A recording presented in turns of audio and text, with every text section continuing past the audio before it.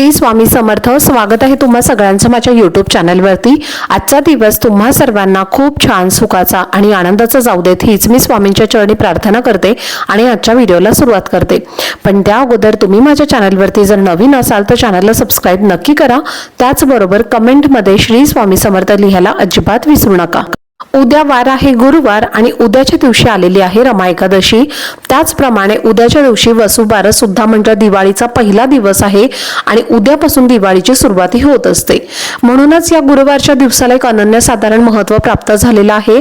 तर पहा, या तिथीला गुरुवार सुद्धा आलेला आहे, रमा एकादशी सुद्धा आहे आणि वसुबारस सुद्धा आहे. तर त्यामुळे या तिथीला आपण जेवढे उपाय करू तर त्या उपायांचं आपल्याला 100% फळ हे प्राप्त होत असतं. म्हणूनच आपल्याला आपल्या घरामध्ये काही सेवा आणि उपाय हे करायचे आहेत. तर आजच्या व्हिडिओमध्ये मी तुम्हाला एक अतिशय प्रभावशाली उपाय सांगणार आहे. अशी एक वस्तू तुम्हाला संध्याकाळी तुमच्या घरातून बाहेर फेकून द्यायची आहे. त्यामुळे तुमच्या घरातल्या सर्व दोष, अडचणी, भांडणं, संकट, विघ्न सर्व काही दूर होईल आणि त्यासोबतच आपल्या घराची, मुलांची, पतीची अगदी भरभरून प्रगती होईल.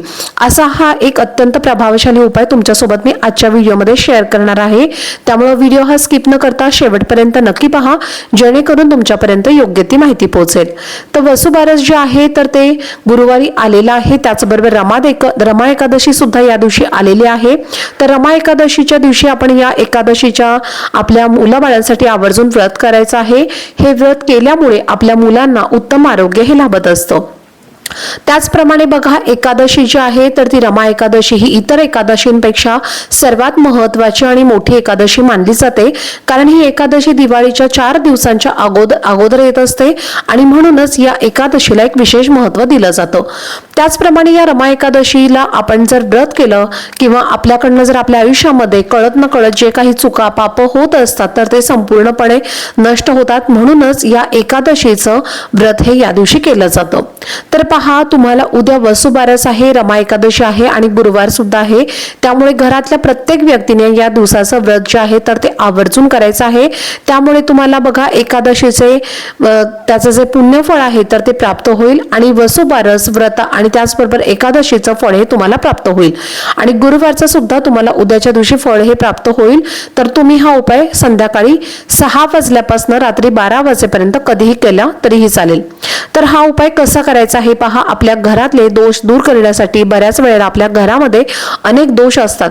घरामध्ये इतर सदस्य आपल्या घरामध्ये येत असतात, त्यांच्या मनामध्ये आपल्याबद्दल वाईट विचार असतात आणि त्यांच्या आपल्या घरामध्ये येण्यामुळे आपल्या घरामध्ये कधी कधी वाईट ते चिंतत असतात आणि हेच दोष आपल्या घरामध्ये निर्माण होत असतात. त्याचप्रमाणे आपण सुद्धा आपल्या घरामध्ये नेहमी चांगलंच बोलतो असं नाही, तर कधी कधी आपण वाईट सुद्धा बोलत असतो. रागाच्या भरात आपण बऱ्याच वेळेला वाईट बोलून जातो आणि त्यामुळे आपल्या घरामध्ये 2 व्यक्तींचं भांडण ज्या वेळेला होत असतं तर त्यावेळेला आपल्या तोंडातून बऱ्याच वेळेला नको ते शब्द हे बाहेर पडत असतात आणि हेच दोष आपल्या घरामध्ये निर्माण होत असतात. आणि हे दोष आपल्या घरामध्ये एकदा वाढले की घरामध्ये अनेक अडचणी यायला सुरुवात होतात. जसं की पैशांच्या अडचणी येत असतात, लक्ष्मी प्राप्ती आपल्या घरामध्ये होत नाही, लक्ष्मी आपल्या घरामध्ये येत नाही, स्थिर राहत नाही. घरामध्ये जर आली तर घरामध्ये माता लक्ष्मी ही स्थिर राहत नाही किंवा टिकत नाही. यासारख्या बऱ्याच अडचणी आपल्या घरामध्ये येत असतात. मुलांची प्रगती होत नाही, आपल्या घरातल्या कर्त्या पुरुषाची, पतीची प्रगती होत नाही. म्हणूनच आपल्याला विशिष्ट तिथीला काही उपाय हे करायचे असतात.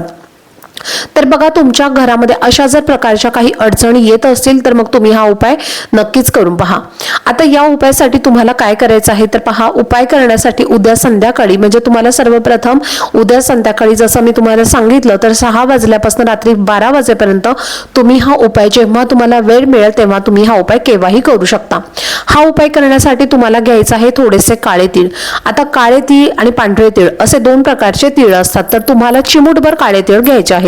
काळे तीळ जे आहेत तर ते आपण बऱ्याच उपायांसाठी वापरत असतो. तर ते काळे तीळ आपल्याला घ्यायचे आहेत. त्यानंतर 2 लवंगा घ्यायच्या आहेत, 2 वेलची तुम्हाला घ्यायच्या आहेत आणि 2 काळे मिरे सुद्धा तुम्हाला घ्यायचे आहेत. आता तुमच्याकडे जर काळे तीळ नसतील तर मग तुम्ही काळ्या रंगाचे उडीद जे असतात बघा, तर ते काळे उडीद सुद्धा घेतले तरीही चालेल. जे काही तुमच्या घरामध्ये अवेलेबल असेल तर ते तुम्ही घेतलं तरीही चालेल. त्यानंतर तुम्हाला हळकुंड घ्यायचं आहे. हळकुंड नसेल तर मग चिमूटभर हळद सुद्धा जी तुम्ही आहे तर ती घेतली तरीही चालेल. आणि या सर्व वस्तू तुम्हाला घ्यायच्या आहेत. या सर्व वस्तू तुम्हाला सर्वप्रथम तुमच्या देवघरावरनं उतरवून घ्यायच्या आहेत. त्यानंतर तुम्हाला तुमच्या घराच्या प्रत्येक कोपऱ्यामध्ये टच करायचं आहे, प्रत्येक वस्तूला तुम्हाला टच करायचं आहे.